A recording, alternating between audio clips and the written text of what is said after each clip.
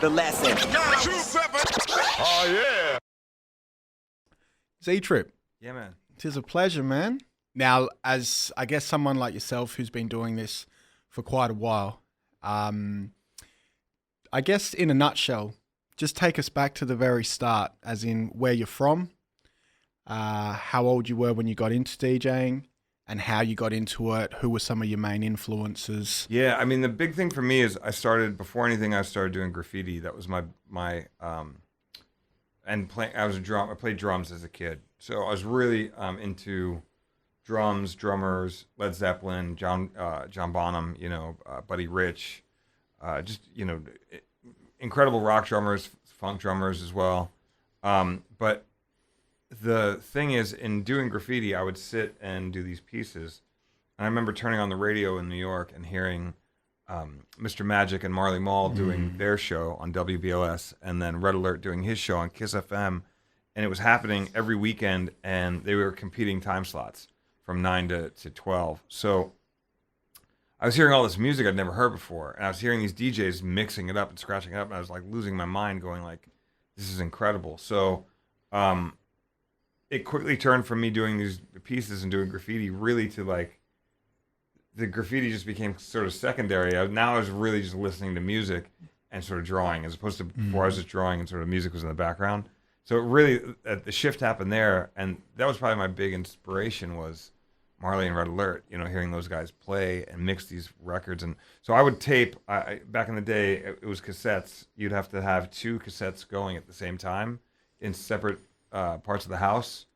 And you had to make sure that you flip them in time, because one might be a 30-minute, one might be a 60-minute. So you had to and you also had to make sure you had fresh tapes, because you didn't want to record over other previous shows, because there'd be some exclusive. All of a sudden, Rakim would show up and do a freestyle, and you're like, yo, did you hear from his freestyle? Like, no, I got a tape of it. Like, it was that. There was no way to, people were just trading tapes. So I would take these cassettes, and I would go down to the record stores. I'd be like, hey, what is this song? And they'd be like, oh, it's this. And they'd point it out to me, and I would started buying all these records that I was hearing them play, so I could get the extended versions and the acapellas and the things. And I was basically, my record collection was growing because I was hearing all this stuff and being completely influenced by it.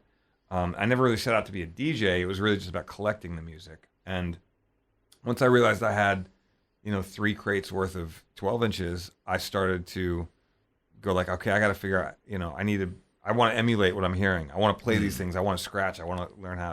So I got the gear and figured it all out. And it's like I never set out to be a DJ. It was just really the love of wanting to mix this music together and emulate the things I was hearing and try different. Here's the thing that was also interesting is all that music was very hip hop funk based, but very rarely would you hear rock or any other music influence.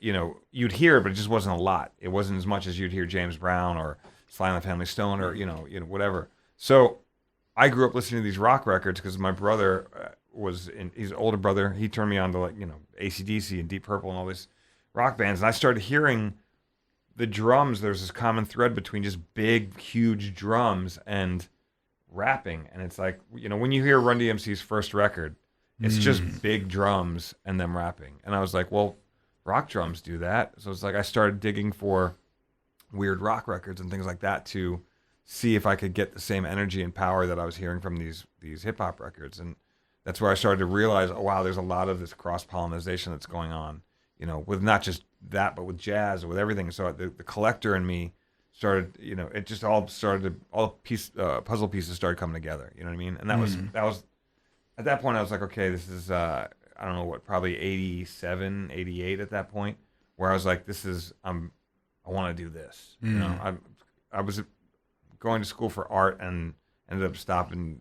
I didn't do that anymore because the DJing was really starting to take off. It was kind of funny. Like you would, as a graffiti writer back in the day, you would go and spend money or rack up cans of paint and go run outside and paint something and dodge the cops or whatever. And you're basically, for me, I was paying money to do this. I was spending what little I had to get this art on the wall because I had to get it out of my system.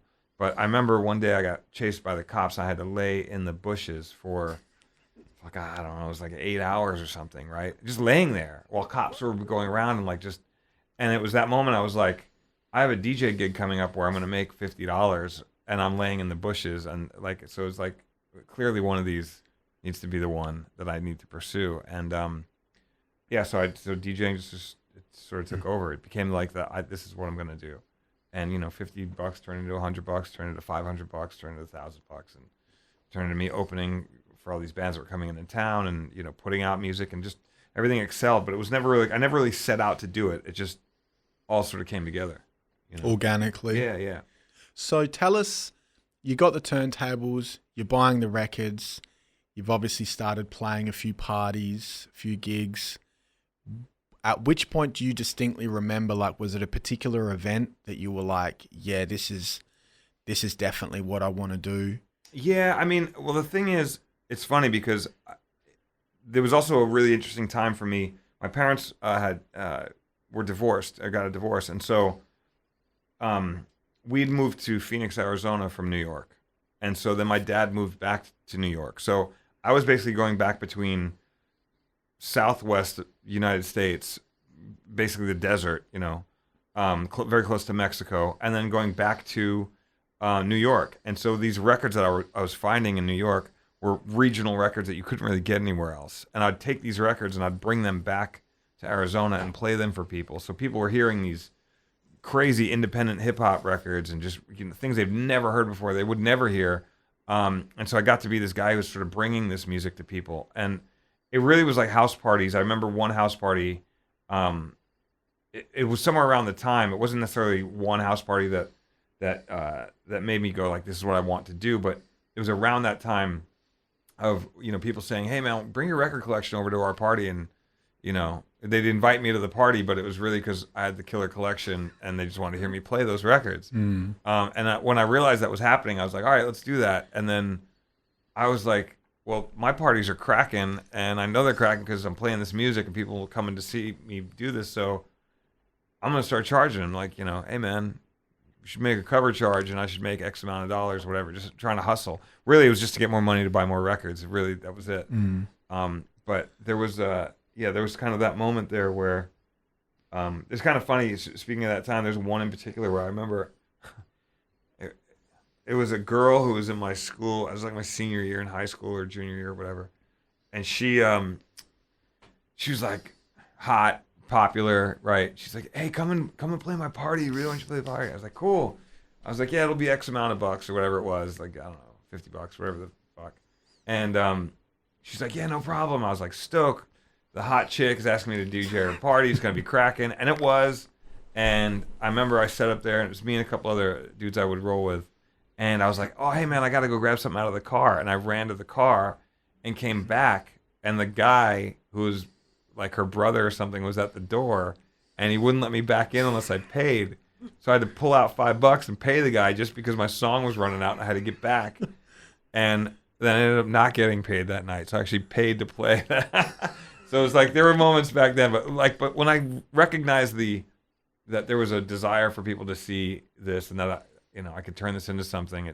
It started. That was kind of the moment where I was like, yeah, I don't need to do any more of this. I was making pizzas and doing whatever bullshit job you do.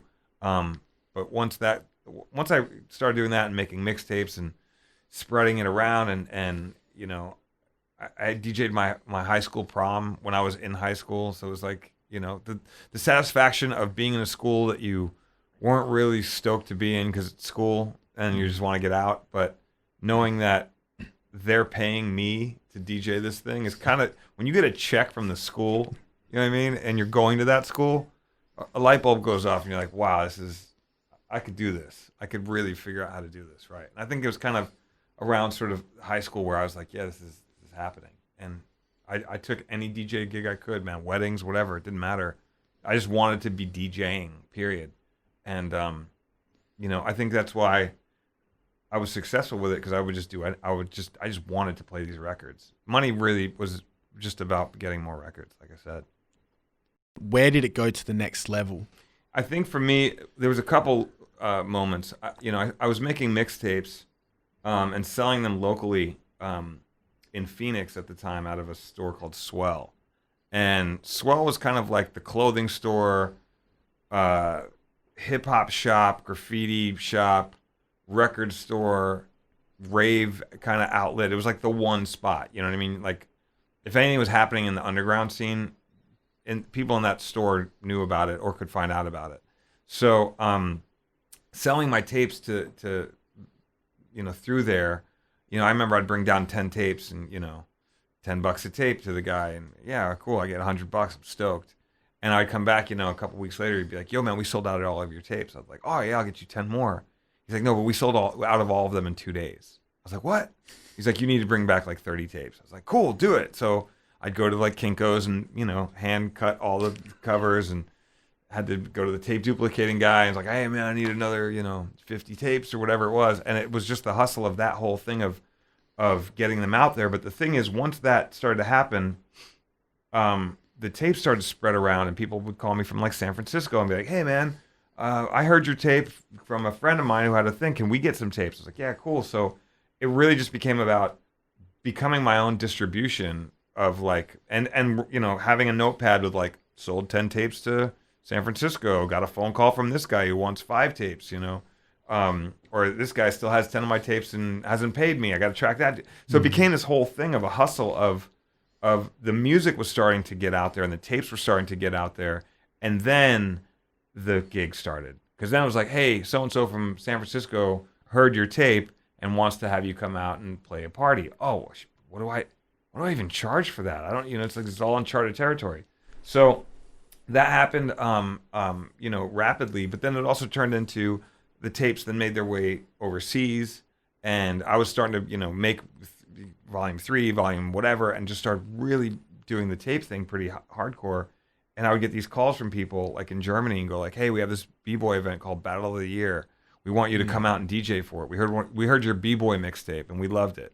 I was like, cool, let's do it. So here I am negotiating prices to go overseas. Don't know the first thing about it. Don't have a passport. Don't know any, you know what I mean? Like I'm just winging it.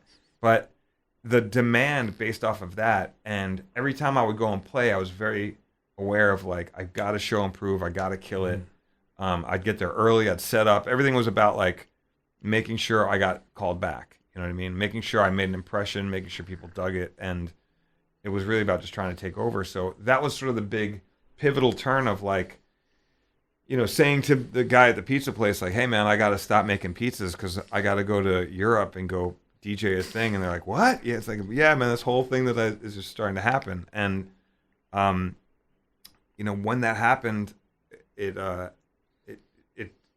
just changed everything. And before I knew it, I was, I wasn't making a lot of money, but I was making enough money to continue doing the hustle, and it's like, instead of getting the budget tape that was like, your white tape with the black writing on it, it's like for 20 more cents a tape, you can get the clear one that's like green. I'm like, oh, let me do that. It's way more fly. You know what I mean? It's just investing back into the deal. Yeah, and then I ended up, I think another big one was, this is around 93, 94, 95, so I don't know, early 90s. I got approached by David Paul from Bomb Records, and he was putting together a series called Return of the DJ. And it was basically a record, all of DJ sort of cuts. Back in the day, everyone would have like their songs, and they would give the DJ a track, to do his thing. EPMD did the DJ Caleb Boss. He would have his track. Steady B would do like a Tap Money thing. Jazzy Jeff the Fresh Prince. Jazzy Jeff would have his track, whatever it was. So David Paul reached out and was like, hey man, we're doing an all DJ album and we'd love for you to be on it. It's called Return of the DJ. So I did a track for that, and that ended up making a whole bunch of noise. And then it's like, we're doing volume 2. I was like, did that. So here I was all of a sudden making records. I was like, I'm on a record. Like that moment when you get your first record that you've made as a DJ that's kind of, I think, the cassettes, and that was the moment where I was like, there's really no turning back, because the rush I'm getting off of this is so intense, coupled with the fact that because I had DJ'd all these different events and things, I knew how to do a party for, old white people who wanted to get married. I knew how to do a young hip-hop party for kids who wanted to just wild out on some raw hip-hop stuff. I knew how to do a b-boy thing. I knew how to play rock records. I knew how to and all of a sudden this rave stuff was coming. I'm like, let me mess around with that and see how I can interject hip hop into that. And it really, because I kept my mind open to everything and I incorporated everything, I think that's why my style stood out for most people, because I really wasn't trying to just stick to what was safe. I was just doing what I like to do, and I started building an audience. At which point did you find yourself starting to headline your own shows and your own tours? That was, I think, it's kind of funny because I started to headline in certain circuits, like the b-boy events. I would start to be like top billing in a b-boy event. Like, oh, you guys eat your playing? Oh, it's gonna be dope, because of the tapes. People knew. But in the hip hop world, like in doing playing those shows, I was basically I threw a few parties of my own. You know what I mean? Where it's like, I want to see these people play, so I would just get on the phone and call people and be like, hey man, I'm this guy out here in Arizona right now, and how much would it take for you to get out here? And it's like, if I got somebody, like I brought Saphir out, I brought Qbert out, Mixmaster Mike, Automator, some of these guys who, I didn't know these guys, but I just brought them out. So it ended up becoming that, because I was so associated with the hip hop scene locally, that if I just was doing a party and my name was on it, people would be there. So I kind of ended up sort of headlining in that regard. But then there was these other local promoters who were bringing out hip hop acts that were playing at like this place called the Roxy and a couple other spots. But they'd bring out like Souls of Mischief and Farside or Goody Mob or the Roots or whoever. And I was always the guy that they would have open because I had a following, A, and B, they knew that I would deliver. And it was sort of that time when like all these bands were starting to sort of get, like the early 90s, like bands were just getting people were finding out about them. And it's like, oh, I got to go see this. Have you heard of Hieroglyphics? What? Who's that? Oh, yeah, it's amazing. And Dell and Casual, what? I don't know. Just come to the show. And people would see them and it would change them. You know what I mean? Because that just, the music that was happening at that point was so intense. But even though I was opening, but to open for Biggie Smalls, to open for Naughty by Nature, to open for the Fugees, you know what I mean? To open for Wu-Tang. It was basically me, then Wu-Tang, you know what I mean? And that, at the time, it allowed me to, that was a headlining gig in the DJ world. Like if you were the DJ and that was, you couldn't get any bigger than that for me. But then I started noticing that people would see and hear about me even more, and then they started flying me out to places and asking me to come out and just do my thing. And then the crazy thing was like when I would see some of these people that I was opening for or had opened for, 2 years later, it's like, oh, I'm doing a show and, who was it? Master Ace is opening for me. It's like, whoa, what the fuck? It's Master Ace. And it was really hard for me because I still hold Master Ace up high. You know what I mean? Like, or any of these people, I'd be, wait a second, J-Ru's opening for me? Like I'm the guy who went out and ran out and bought 2 copies of Come Clean and beat the shit out of that record. You know what I mean? Ain't the Devil Happy? I know all the lyrics. You know what I mean? So it was a very weird time because I started to realize like people were coming out to see me, and there's in such a capacity that it was starting to get bigger and bigger. And really raves, hip hop shows, b-boy events. It just became kind of like they just kind of bled into one another. All I knew is that every week or every couple days I'm swapping my crate out for like in a completely different style of music. It's like, oh hey, you're gonna be playing this late night thing, and it's gonna be all like down tempo mellow shit. It's like, oh cool, I break out all my like jazz funk things. Oh hey, tomorrow you're gonna play this thing, and you're opening for Slayer. Oh, okay, cool. I'm doing all metal stuff, then I'm doing an all metal set. But that was the thing. It wasn't like I just had one lane. It's like all the lanes started to pop. And I think one of the biggest things was because I was throwing rock records into the mix, like really bizarre Pink Floyd records or Led Zeppelin records that weren't normally, you wouldn't normally hear it in a hip hop club, but because I was sandwiching it between certain things or figuring out a way to interject it into the mix, I started getting people coming up to me and saying like, dude, that set you played was amazing. And I'd be like, oh, that's awesome. They're like, yeah, I played for, 4 hours straight. And they'd be like, that one mix you did with Van Halen was amazing. And you're like, I played 4 hours of music. And you came up and said something about the Van Halen, the one thing. And I was like, and so it made me stop and go, wait a second, there's maybe a little something to the fact of going outside of the conventional box and mixing these records that are like, you just wouldn't hear in a club, you know what I mean, at the time. And that's the thing that the next big turning point was the fact that I'd been doing that throughout the, all the time, even on these b-boy tapes or whatever. I'd always throw a weird curveball sort of element in there just to keep people on their toes, just so it wasn't predictable. But these shows, I started getting that this sort of feedback from people that they really liked when I would do the rock shit or whatever. So I ended up doing a show in Springfield, Missouri, and ran into DJ P, and there was another guy who was doing sort of the same weird stuff, like taking 80s records and mixing them with whatever, and it was like, this guy's unconventional, and we started talking. We both realized that we kind of had the same approach, and so we did a mix. I invited him out to my house. He came and stayed for a week, and we ended up doing Uneasy Listening, and that became huge for us because we were like, let's do a mix where all we're doing is that weird stuff, not the really typical, whatever the latest New Most Def song was at the time or whatever. It's like, let's do really bizarre, intricate mixes with, Midnight Oil and Metallica and Madonna and the Beastie Boys and Rush and Metallica, whatever it was.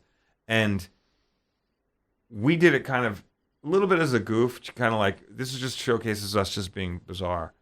And the response on that, it ended up getting reviewed in Rolling Stone and then Spin and then a couple other people. And before we knew it, it was kind of right around the time that Napster was going on, and it started to spread in Napster, and then it just got out of hand. And before I knew it, it was like, we thought people were going to shit on it. We kind of like, they're going to hate this. We're going to get so many, because it was like a moment of like, when hip hop was very much about keep it real, man, represent the real. And you were like, yeah, because there was a lot of, R&B and stuff that just wasn't hardcore, and people wanted hardcore stuff. And I represented that, but I also represented a complete opposite of that as well in the same breath, But yeah, that thing blew up. We ended up both doing a whole bunch of different shows. He went and opened for 311. I ended up opening for Linkin Park. All of a sudden, we're like thrust into the mainstream, and people wanted to see and hear this stuff, and it really kicked off the whole mashup movement in a major way. And so that's really it. Once that happened, then I got approached to make a record. All the record labels started knocking on the door. Moved out to L.A., signed with Hollywood Records, put out my first album. And that album was a very, I wanted to make another mix record, but nobody really knew how to clear samples like that. Like, if you're AC/DC and you're Led Zeppelin, and I use both of your songs to create something and play it for you, and they're like, yeah, you can use our stuff, but we want 100% of the publishing. Well, if I'm using 100%, if there's only 100% of one thing, and they want 100 and you want 100, we couldn't. So it's like, it had to be 50-50, and people nobody really understood how to make that deal, because it was such a bizarre concept of mixing these things and percentages and whatever. So I ended up not being able to make an official record like that. So I ended up just making a hip hop record. I'm like, well, let me make a record that's like my roots. So I had a Whip or Whip on it, Grandmaster Caz, some of the original MCs from the Bronx and from New York, and but then also had new cats as well, Bus Driver and Soup from Jurassic 5, Lyrics Born, Supernatural, and made that record, and that did really well. And yeah, man, it just kept it's funny, man. I never set out to do this officially, but just because it's always been about the music for me. It's always been about trying to connect music to other people and grab different things and just play with music, that I found a core audience of people who are into my style of mixing and are into what I do. And so that's it, man. It's like once that happened, I realized this, that was the last biggest turning point for me to go, all right, I think I can do this for a living. I think if I do this, if I keep my head together and really just focus, I could do this. And I never looked back, man. It's just been nonstop. what sort of influence and impact do you think you had on mashup DJing as a whole? Well, I mean, I think I had a huge impact on getting people a little more aware of that style of mixing. I got sort of labeled the Godfather of Mashup, which is just kind of a weird, like, nobody sets out to call them, like, I'm like, hey, I'm the Godfather. It's not, somebody just, somehow that happened, and I was like, all right, whatever. But it's really interesting because while I definitely helped popularize it and definitely helped bring it to a lot of people, it's not something I invented per se. And I had a hard time with that because I'm very much about paying homage to the people who inspired me or got me into this style. And it's like, it's a little bit of everybody. It's my brother. It's Marley Marl. It's like Kool Herc. It's all these the people who came before me and the ones that inspired me. Listening to these guys mix and or even sample or just smash different styles of music together. I got inspired by hip hop when hip hop was everything through the prism of the DJ. Mm. These records weren't dope on their own. They were dope when the DJs took them and made them dope. Played just the break, messed with just the beginning. Converted these songs into like, whoa, I need that record. And so I was just trying to take that concept and push it forward. So, by going, all right, well, hey, there's this really amazing thing on this Deep Purple record. You should check it out. Or, hey, there's this really, amazing thing on this jazz record that, you might not be up on. Hey, how about we take that acapella of that song that just came out, that Far Side acapella and throw it over this rock thing. It's not supposed to work, but it does. It's dope. And I really think I helped people understand that it didn't just have to be the records that had already been broke, that you could break new and bizarre records. Mixing Outkast over Tool. Like, I don't know any hip-hop DJ who even knew who Tool was. But when you play that and you throw Outkast over top of it, something about it makes you go, this is funky. It's dirty and grimy and interesting and guttural. And it's like, that's what I was going for. And if you listen to Tool on its own, it's dope. But the minute you throw some cuts over top of it, it takes it somewhere else that it wasn't meant to be. And I like the idea. I always like the idea of giving people, a listener, a little bit of sense of an uneasy feeling. That feeling when you're like, when you lean back in a chair and you don't know, and you sort of hit that moment where it could go all the way back or it could go forward, you don't really know. That's where I was trying to be. That moment where you're like, I don't know. I want the whole crowd to have that feeling for a minute where it's like, uncomfortable. And then it drops, you're like, because that was the payoff of wading through a song where you're like, where's this going? And then it goes somewhere and you're like, amazing. That, to me, that journey, that's what I was drawing from inspiration-wise. And when I was doing it, I started to realize that was the thing that I think helped crack open the door for people to be able to go, I'm going to take that AC/DC thing. Or I'm going to take that, whatever thing, and I'm going to mix something with it. The downside to it, though, the thing that I struggled with when Mashup started to really blow up is that rather than going after interesting songs, they went after the lowest hanging fruit. Like, I remember when, I won't say any names, but there were DJs who were watching me and checking me out, and they'd shit on me. They'd, it ain't real, you ain't doing the real, whatever. And then I would see them, a year or two later, and they're playing AC/DC records with like hip hop shit over top of them, and I'm like, I know you. You don't even know who AC/DC is. You might know you might know Back in Black and You Shook Me All Night Long and Highway to Hell and a couple of the other but you don't know like the B-side, Guns for Hire, Flick of the Switch. You don't know Night Prowler. You don't know, like these are album cuts because I grew up listening to AC/DC. I had a brother who was super into AC/DC, so I knew these songs. I knew what they were about. And it wasn't about taking the hit and putting something over it. It was about taking the right riff, something that was dope, that's interesting, that makes you go, what is that? And if you're a real AC/DC fan And you go to a club and you hear somebody play Back in Black, you're like, that's cool. But if you hear a real album cut from AC/DC, you're like, what is going on here? Nobody knows this. I know this. So now, like, your ears are peaking. And to me, it was always about trying to grab that person who doesn't know the hip hop side of it, but might totally know the rock side of it.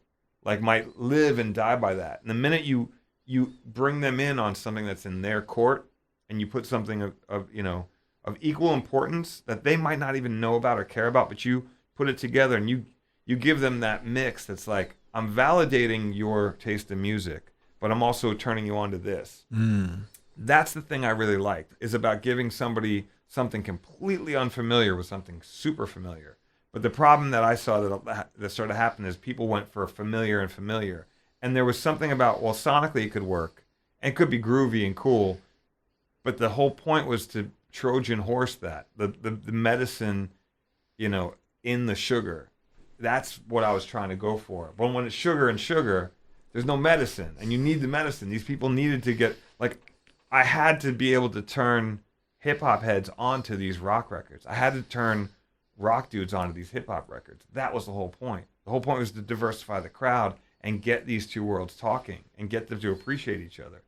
And it was happening, and it still does happen, but I think what people gravitated towards was the business model of what a mashup is, Oh, I can be crazy. Hey, let's make a song. There's a song about socks, and this is another song about socks. Let's put them together. They don't even sound right, but it's the sock mix. You're like, what? You know what I mean? Like, what the fuck is that all about? And then everyone would be like, yeah, you heard the song Socks on Socks, or like, whatever. Or whatever, you know what I mean? Like, some dumb thing of like a gimmick sort of. Yeah, gimmicky. Like, I don't know. There might be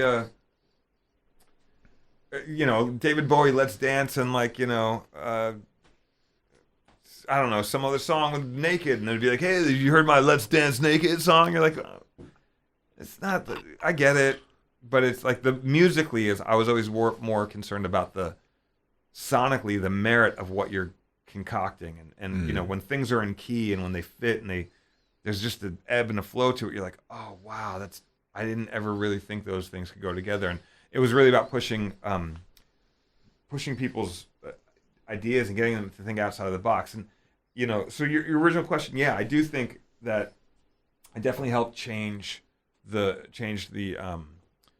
way people looked at things. I definitely have people who come up to me still and they're like, man, when you did X, Y, and Z, it made me completely think differently on how to approach it. And to me, that's all the validation I need. When I think mashup, the two names that come to mind are Z-Trip and DJ AM. Mm-hmm. And DJ AM came in after you did. Yeah.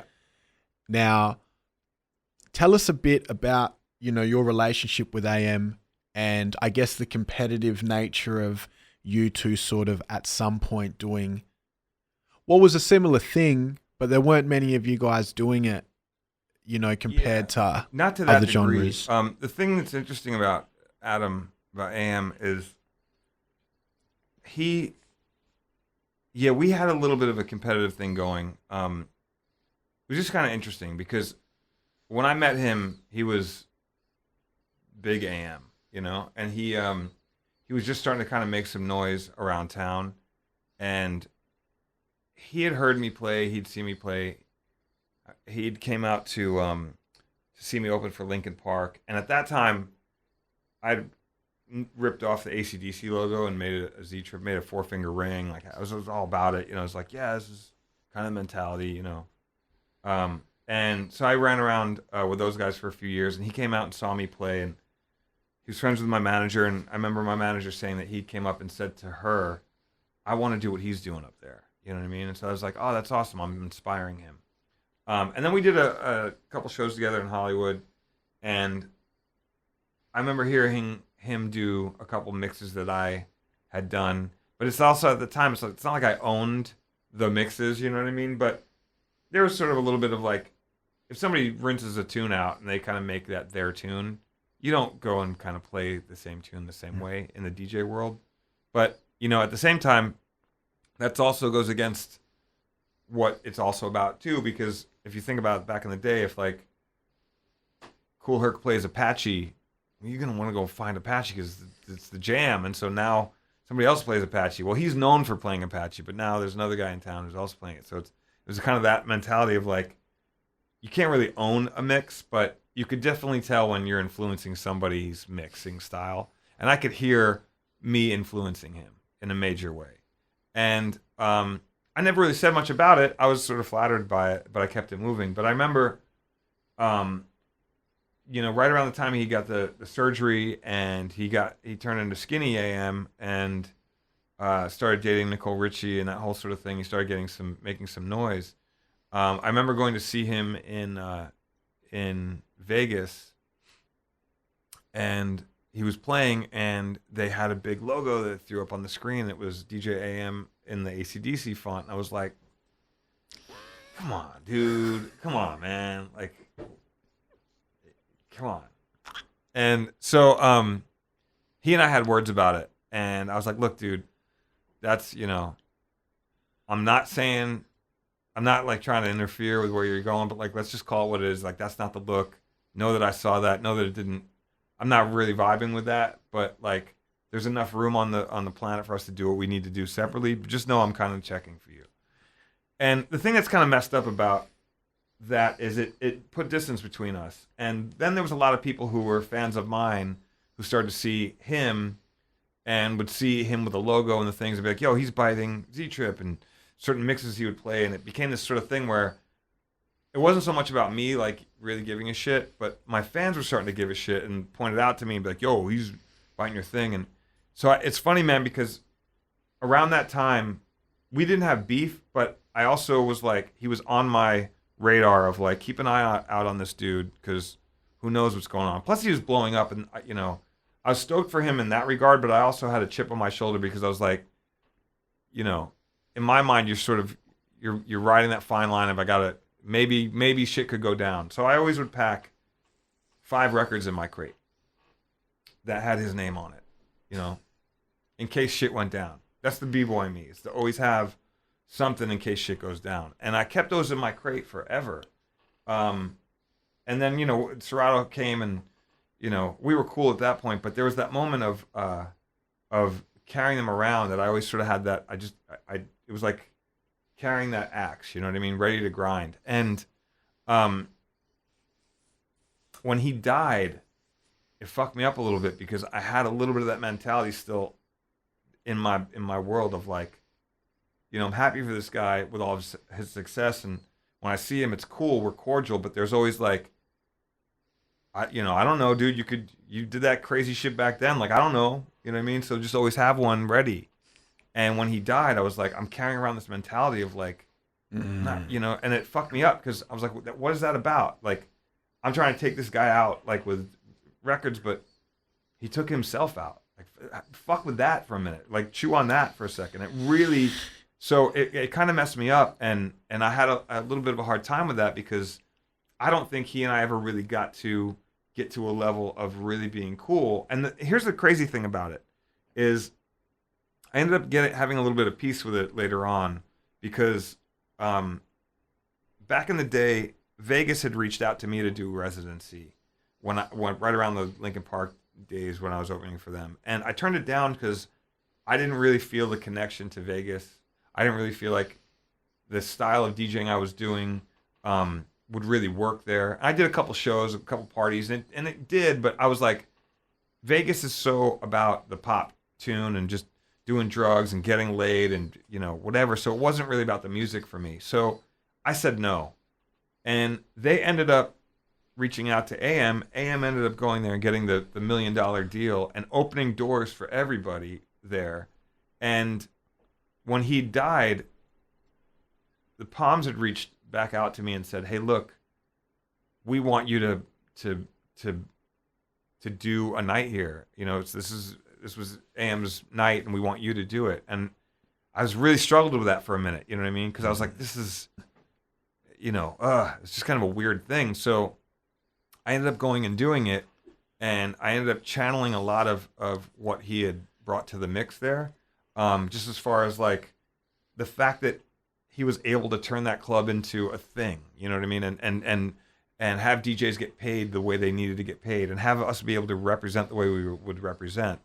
And it was always funny, man, because I went back and I saw some of the footage. He had an intro that he would do before he would come on stage when they were saying, hey, what's your intro you want to do? I was like, whatever. And he ended up using my song, Listen to the DJ, on his intro, which is just like, this fucking guy, you know? I think, like, he was a fan, but we had awkward tension, so we could never get it. But anyway, the point being is, I came to terms with it all when I realized that we had a very interesting yin and yang relationship. I opened the door for him to do what he did. Inevitably, he then opened the door for me to do my thing in Vegas. And it was a very interesting moment of, like, I'm grateful that we had our tension, you know, the B-boy tension, the rivalry, if you will, but it wasn't even like that. It wasn't like we were gunning for each other, but there was tension, and that's kind of where it was, you know, it was. And I never really got to say really peace to that, to him. But it's funny, man. I think, you know, after all the dust is settled, rest in peace to AM for sure. But, you know, it's just kind of crazy the way it all worked out with him. I mean, I would much rather wish that dude was here and, you know, didn't have to die and go through all the shit he went through, because that's, you know, I didn't know he was dealing with it like that. You know what I mean? And that's a fucked up thing. And it just, at the end of the day, all this bullshit, music shit and ego, and, you know, it's a human being. You know what I mean? That's the thing. It's like it really put a lot of things in perspective and made me finally put the axe down and not really want to grind axe on anybody. You know what I mean? If someone's coming at me, there's a different story. But, like, you know, carrying bullets around, you know, having a gun and carrying that shit around, I think can only bring some mentality of what comes with that. You know what I mean? If it's not there, it's not in your world, you focus on other shit. You know what I mean? And anyway, long story on that one, but it's we had a very interesting relationship. But, you know, I'm happy that at the very least I was able to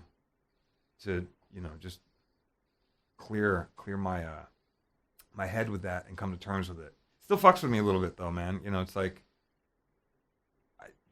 because the other thing too is he was good and he was starting to sort of get into this rhythm of his own thing, and I was really loving that because I was starting to see him develop his own sound. I mean, you gotta keep in mind, like, AM was never the guy who made, like, mixtapes back in the day. He wasn't the guy who was making records back in the day. In the circuit, in the DJ circuit, he hadn't really made his name in that circuit so much as he kind of made his name coming up in Hollywood and, you know, all the popularity surrounding it. So it was like, I think he kind of got thrust right into the mix and had to deliver.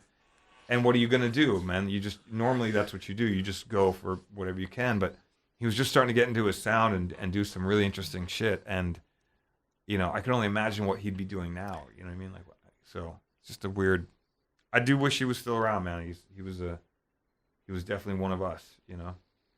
If you were throwing a party and you had 5 hours, 1 hour per DJ, excluding yourself, what's your ideal DJ lineup? Oh, wow. Oh, that's really tough because there's so many guys. There's so many people I would throw in there.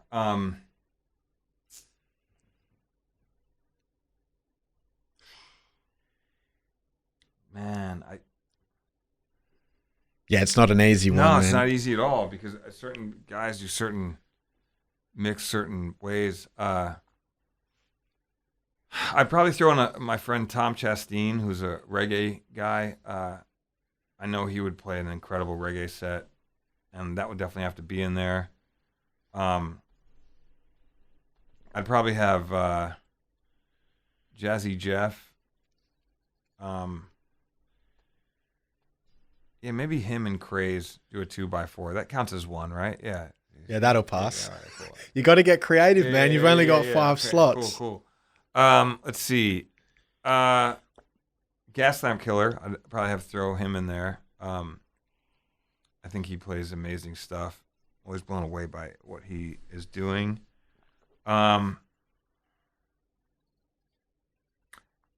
probably Kid Koala, just on sheer, like, I don't know what the hell I would get, but I know it would be interesting and amazing. Oh, Jesus Christ. I don't know. Was it one more? You got one more. All right.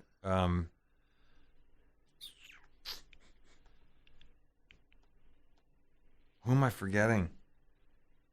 You said Jeff.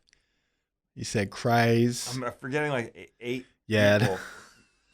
9. If there's 45, then maybe flip out. Maybe. Yeah. All right. Okay. So let's do this. So then for the 45 set portion, I'd probably have Vinyl Richie and DJ Flip Out from Canada. Yeah. Because here's the thing, there's a lot of great 45 DJs, and there's a lot of great DJs, period. I've already not included 30 of people who I think are amazing. Whatever. The Four Color Zacks and the Shadows and I don't know, we're just going, everyone I'm not mentioning. But those two guys in particular, because they're from Canada and because they vibe off of each other, and I know the way that they play, that's the 45 set I would want to see is those guys. But yeah, I mean, did I even get a Beat Junkie in there? No, like I've missed everybody. Did I get any UK guys? No, that didn't happen.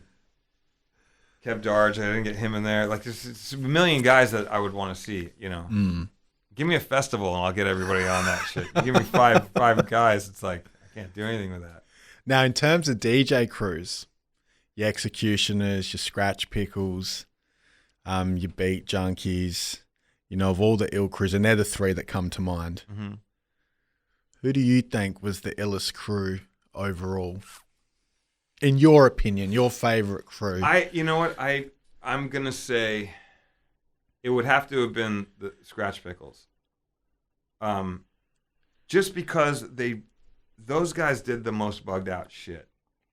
Really, Hubert, Mike, you know what I mean? Apollo, like those guys.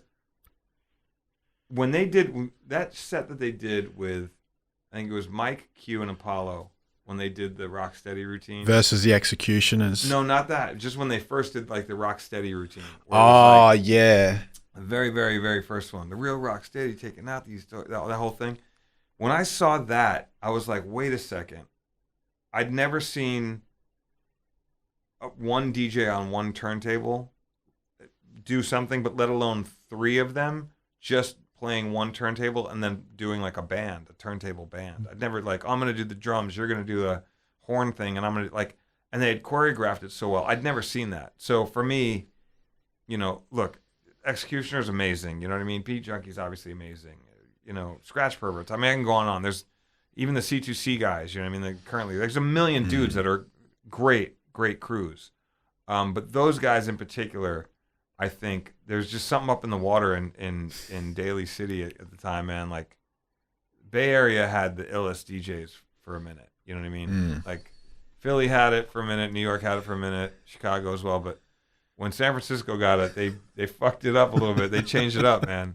Those dudes, and still to this day. I mean, you see, you look at those guys play and throw down, and they're always doing bugged out.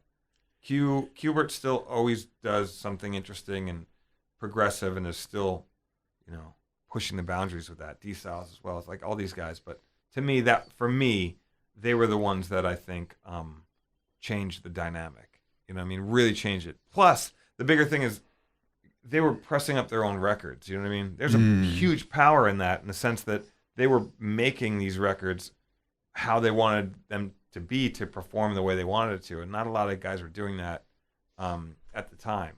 Q was one of the first dudes to do it like that.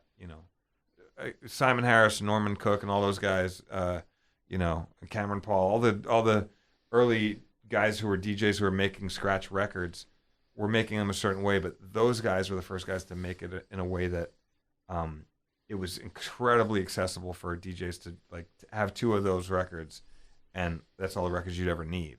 You know what I mean? And that was game changer. You talk about, at one point you were warming up for, for headline acts whose records you actually have in your crate. Right. And then you actually got to a point where some of these guys are opening up for you. Tell us what that was like when you realize that the guys that you actually, whose records you buy and go out digging for, who you've looked up to, listened to and idolized, now you're actually headlining these guys. I mean, was that a trip? Yeah, I mean, it because on one hand, you have to look, if someone's putting you on a festival or putting you on a show or putting you on somewhere, and you got a hot record out or whatever it is, they're going to place you where the demand is at the moment.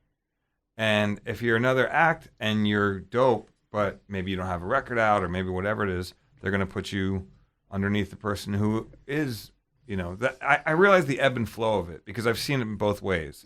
I've seen it on the come up and I've seen it on the come down. I've seen it go back up again. And so now it's way easy for me to understand it. And I don't really, it's all irrelevant because I don't really look at it as like, this year I'm hot, last year I wasn't. I don't really care. Like, none of that really matters to me. What matters to me is having longevity in this game. I remember Q-Tip had opened for me at one point, or had gone on before me. See, it's the thing. It's like saying someone opened for me is not really that's not like, I want to be clear. He went on before me. And the thing that, in other people's eyes, they would be like, oh yeah, Z-Trip headlined. But Q-Tip murdered it that night and made it really difficult for me because he'd rinsed that crowd out and I had to go on and pick up the pieces. And I would have much rather gone on before him. You know what I mean? Like, much rather. But sometimes it's, don't be careful what you wish for or what you hope for because, just because where you are on the bill, sometimes it's not, you're not in the best position, even though your name might be at the end. You know what I mean? Like, there's so many reasons why it's like, I prefer, to be honest, I prefer going on, right before somebody else finishes it. Because two things. A, I can set that person up. I can have a great show, but then I can actually sit down and enjoy a show for a little bit. When you're the caboose, you're watching everything come before you. And there's also the thing, when you're the caboose as a DJ, there's nothing worse than that. Because if it's all DJs before you, they rinse out all the good shit, and then you're left with like, okay, well, what hasn't been played? And it's like, pretty much you're just dealing with like anything that's not the biggest tune at the time. Like, all the B-sides. Yeah. But I found ways to sort of navigate around that because I'm clever and can do that. But it's still a compromising position where it's like, had I only gone on like an hour or two earlier, I could have got a piece of that, that pizza, but it's all ate up now. It's all gone. So, all you got left is the crust. Yeah, it's it. You get there, you're like, all right, crust party. Is there any dipping sauce to dip? No, just crust? Okay, we're just crust tonight. So, you know what I mean? Like, so that's why it's like headliner, opener, it's all irrelevant, man, after a while, because it's again, I remember when I won America's Best DJ, it was like, cool, I'm at the top. I won the award for Best DJ. The only place to go from there is down, you know what I mean? Inevitably, there's got to be somebody new. And I love the fact that for a long time, I was either on my way up or down, but I was always in the top 10 to 15, DJs. And that, to me, that's success. Being number one is not, it's successful, but success is being able to headline and to open, is being able to have a career and do this for 20 years and know that, if you don't put anything out for a minute, you fall to the back. And then when you put stuff out again, you rise to the front again, and the ebb and the flow. And just knowing that at the end of the day, even on my lowest, I've still got crowds of people who are still willing to come out and support. And that's to me, that again, that's success. To be able to come out here and play, in Adelaide, like, to me, there's guys who are, back home who haven't even played outside of their own city. You know what I mean? This is huge. And when you take shit for like this for granted, like to me, that's when it's that's when it's wrong. You know what I mean? So for me, it's irrelevant. I stopped putting weight into gauging things by the merit of what they're worth. Oh yeah, you're number one this or you're number 5 that. It's like, nah, I'm doing this for a living. I'm playing music for people for a living, and I'm able to travel around the world and spread this music to people. Like that's the winning ticket right there. To be able to do that consistently. Obviously, you've gotten to, share the stage with, a bunch of acts who you're a fan of, whose records you collect. And you're actually LL Cool J's official tour DJ. And LL Cool J, I mean, what can you say? Legendary. Yeah. One of the most influential, one of the greatest. You kind of can't get any bigger than that guy in hip hop. You know what I mean? He's royalty, 100%. So tell us how that relationship came about and how you ended up becoming his tour DJ.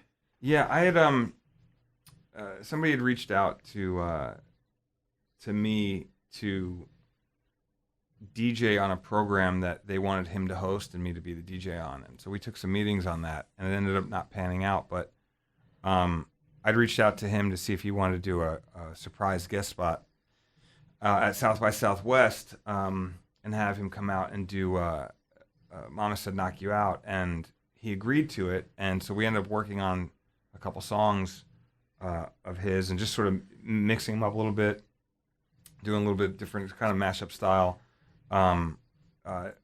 with him being there live. Like normally I'd take an acapella of his and mix it over something. I had a Lenny Kravitz thing I was doing with Mama Said Knock You Out, and he heard it, he was down, so we rehearsed, and during the rehearsal, the night before, I was looking around and I saw that he hadn't, to my knowledge, he didn't have a version of Rock the Bells as an instrumental that he had been performing with. So when you would hear him, you'd hear him rapping over the Rock the Bells, and I was like, well, it'd be great to see if there's one out there, and looked, and there wasn't one. So we were only scheduled to do Mama Said Knock You Out, but the night before I was like, let me see what I've got, and I ended up realizing that I had all the parts to make Rock the Bells, so I basically remade Rock the Bells and just showed up, and I was like, hey man, after we did Mama Said Knock You Out for like 5 or 6 times, I was like, hey man, let's do Rock the Bells, we got a little more time in the studio, and he's like, cool, let's do it. And so we did it, and when he launched into it and started rapping, he could tell it was not the Rock the Bells that he's been performing to. It's a little different, and the subtleties is, well, his voice is removed, obviously. So here he is rapping over this instrumental for the first time, and that really caught his ear. I was like, wait, you where'd you get this? I'm like, I made it. And he was like, whoa, wait, okay, what else you got in that computer? And he started to realize, like, I wasn't just up there playing records. I actually was, really emphasizing that he and I coming together was such a big thing that I wanted to do the best I could possibly do from my side and really sort of merit the collaboration and the process. And then we went out and performed, and the energy that we have on stage together was incredible. You know what I mean? It's like, here's a master of his craft and I'm a master of mine. And when you get 2 people like that together, it's just so much easier because he doesn't have to worry about my department. I don't have to worry about his department. We both know we have a dynamic going, and from the minute we did it, from the start, it was there. And we've only then, after that first time, we decided to do a couple more shows, little kind of things here and there, but just kept snowballing. And every time we come together, we sit down and we really come up with these incredible concepts and how we execute them and how we rehearse them. And there's also a lot of moments where, 10 minutes before we hit the stage, hey, we should try this. And it's like, cool. And there's a lot of impromptu and a lot of trust there between each other. And when we are up on stage, it's just like one of the most well-oiled machines, man, because it's just he and I, you know what I mean? But what we're doing and how we're presenting his stuff, and it's amazing. It's really an incredible thing, and it's I'm super humbled to be a part of it, fortunate, but happy as hell to be rocking with him, man. It's LL Cool J, you know what I mean? So it's like I grew up listening to him, and it's funny because I know all those records, you know what I mean? Like it's not like I'm just a guy who's like, yeah, I'll let me sit in. It's like, no, I know those records. They're in my DNA. So being able to mess with those records with him and find different ways to present them to people who know the material, and want to maybe hear it recontextualized, and also to present it to people who've never heard it. You know, I mean, that dude is, when we perform, he's playing to some people who don't know that he even does music because they only know him as an actor. That's a trip, man. Like, I know him as a music guy first because that's how I was introduced. But when you see these people who don't really know that he can rhyme and he gets up there and smashes it, like he's still got it. He never not had it. He's only getting better, in my opinion, like a jazz artist. You know what I mean? And and he looks like he's 20 years old, man. Dude's like doesn't. Yeah, he's in shape, man. He's always incredible. He's super inspiring to be around, man. Makes me want to go like get in the gym right now. You know what I mean? Like incredible, really good dude. Really open-minded, and our dynamic is really great. Like I'm really happy that I have the ability to work with someone like that, because to be honest, DJing my own shows and everything is great, and working with other MCs is fun too. But when you have someone like him to bounce ideas off of and perform with, it's the top of the game. You know, you can't get any, in my opinion, you can't get any higher than that. Like the creativity level is out of control, and the shows themselves are we come off stage each time and it's like, it's special, man. It's special. If you ever get a chance to see it, I'd love for us to get out here at some point, but we'll I'd love to see an LL Cool show. Yeah, man. I think everybody would. Make it happen. Yeah, I think everybody would, like, because it's dope. It's just dope. You know what I mean? So, hopefully, we've talked about, taking as many places as we can. He's the hardest working man in the business, though, man. Between all the TV shows and everything, hopefully one day it'll happen. But I'm the guy who sits by the phone, waits for like the call of like, okay, this is the pocket you got. Okay, it's kind of nice though, because I work on my stuff, for most of the year, but then I'm able to work with him, and that's kind of nice because it gives me a break from having to be the front man. You know what I mean? And I really like that. I like being in the back and being able to really just fulfill the role of DJ for not just an MC, but the greatest. Legendary MC. So. Do you have any standout memories of when you guys have been on tour, of some just wild shit? I mean, yeah, there's a million of them, but I mean, it's just really like DJ nerd stories, because they're things that, like, when you're verbally talking about doing something and never, you just put it together like that moment. Like here, it's really hard. It's hard to describe all of them because they're so, for DJs, it's like if you understand what it's like to be a DJ and working with that caliber and being in front of that many people and walking the tightrope of like, ooh, if I slip, the whole thing could fall. But the fact that it doesn't, and the fact that we're able to keep that ball up in the air for that long is amazing. But then you add a whole curveball. Like if you were a juggler and here juggle these 5 bowling pins, and then somebody throws you a stove, and you're like, oh, I've got to incorporate the stove into this thing. Now I'm juggling, like, one of these instruments is huge and it's heavy, but you are able to keep it together. That happened in LA, where we were doing a show and DMC happened to be in the crowd, and right before we went on, LL was like, hey man, I think DMC's here, and I think we may want to do Peter Piper. I was like, oh, what? Okay. I'm like, hang on, I think I got the instrumental. And so we all were in the green room like 15 minutes before we had to go on.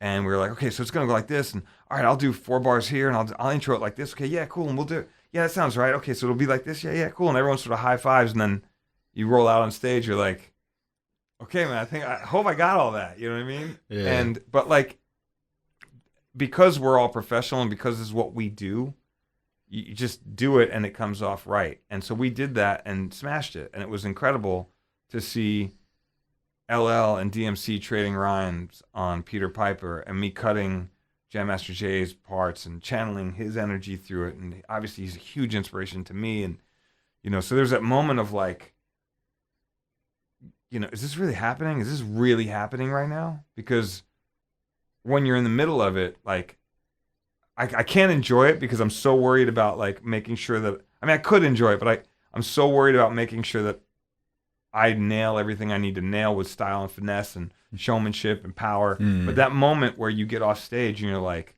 it sets in, that's when you're like, whoa. And so, there were a lot of moments like that, but that's, that's kind of the thing I love about it. It's if there weren't moments or things like that, then I think it would feel like a job. It would feel like oh, I gotta go do this again. But it's not like, it's the complete opposite. Like I'm super excited because I never know what we're gonna do next. You know what I mean? It's the unpredictability keeps it live. And that's the way I think hip hop should be. A live show should always have that element of you don't know what's gonna happen. You know what I mean? And there's a lot of that with us. And I love the fact that we're able to keep that going. I don't know too many people who still have a DJ and an MC proper, like how the blueprint of what hip hop is. There's very few. Now I'm trying to think, man. The Jazzy Jeff and Fresh Prince still perform, Yeah. And even Fresh Prince is no LL Cool J. Yeah. I'm actually trying to think, man. Like Guru and Premier, obviously Guru R.I.P. Jam Master Jay R.I.P. Shit, Beastie Boys. There's another group that had that unfortunate mishap. Shit, I can't actually think. There's still people who do it. Jurassic 5. I think Common still rolls with a DJ. Taleb. Like, there's still guys who do it, but it's just the fucked up thing is in hip hop. For us to be sitting here going, who are some of the other guys who keep a DJ and an MC going? It's like, that's the blueprint, man. You know what I mean? Shouldn't have to No, we shouldn't. Dig that should into be our like, brain. oh yeah, we should be able to count the 10 people who don't, and be like, oh yeah, those are the 10 people who don't do it. But it's kind of the opposite, But I will tell you, all those people we've mentioned, all their shows are dope because it's, there's a dynamic between those worlds that I think always has to be there, Yeah, I think when you see a live show and you see an MC with a DJ that they obviously have chemistry with, you walk away from that thinking, okay, that's the standard. Yeah. And then the next time you go, and if the DJ isn't really much of a contributor to the thing, you can pick it pretty quick. Yeah, and you go, okay, that guy just kind of hit some buttons. And that's pretty much it. Whereas when you see it done properly, it's like, wow, that's a show. That's a hip-hop. Well, the thing is, you can't unsee that. Once you experience it, you can't unexperience that. And to me, that's the blueprint. And when you see it done great and well, man, there's nothing stronger than that. 2 people on stage, no hype man, no distraction, no band, just 2 people. And that to me is it. When I saw Run DMC and Jam Master Jay on stage for the first time, I was like, wow, that's powerful. That dude's he's got turntables and he's making that. I was like, this is. Yeah, I remember seeing Gangstar in 2004 here for the first time. And I was just thinking, 2 turntables, 1 microphone, and they did all that shit. Yeah. Ever since then, I was like, yeah. That's just. Yeah, when you see it done right, man, you see people do it correctly, and you can't. It's kind of hard to go back. That's a problem I have with a lot of DJs just in general nowadays. The term DJ and DJs in general that don't really do the work of what DJs traditionally do, or could be doing. I have a hard time sort of rewarding laziness. in that regard because I don't come from that. But, you know, I get it.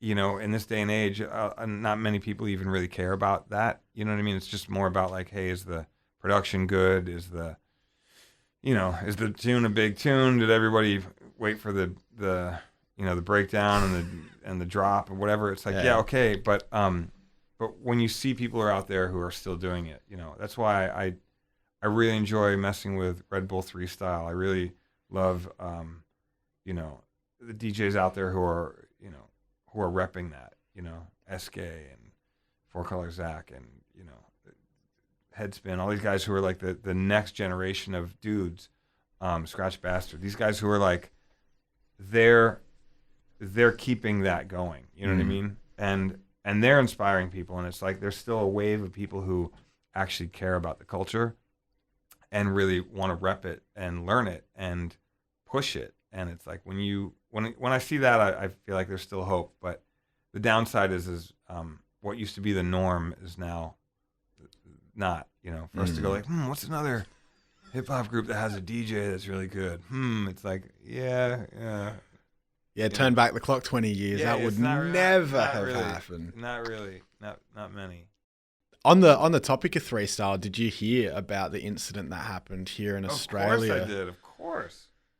What are your thoughts on that? I mean, I take it you watched the videos and I'm not standing for that, man. You know, that's a no can do, man. You can't lip sync any of this. You got to do this, you know. And so I don't know, man. I don't know that dude, so I can't really comment. I can't. I wasn't there. I can't really comment, but I can tell you what I saw, and what I saw did not look right and didn't feel right. And kind of, you know, the way that I think he defended it so hard was kind of awkward as well.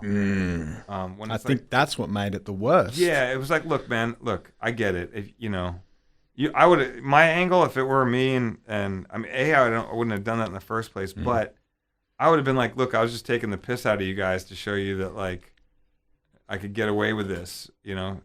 I'd be like, it was a joke, I was just fucking around. But, you know, there's a way to be like, yeah, I was taking the piss out of the thing, versus, nope, really did it, and like doubling down and going hard on it. And, you know, here's the thing, like, from what I gather, the dude has skills and could do it live, but didn't.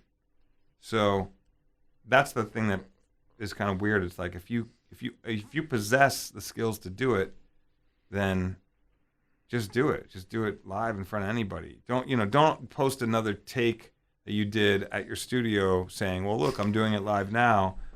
It could have been your 30th take. Just make up a new one and go and show and prove everybody wrong. You know what I mean? Like, if you're going to be about it, I think that's the way you bail yourself out. But it's like, don't put yourself in that position in the first place, man. Like, why would you? I don't know. And the fact that he won, and nobody caught it was. I got to speak on that. It's like, what you really need to get is an award for your acting. Your acting and mimicking skills are incredible. You need an award for that because you made it look pretty good. But you did slip up enough a couple times where it's like, we caught you. But yo, man, go into like lip syncing, you know, to get it.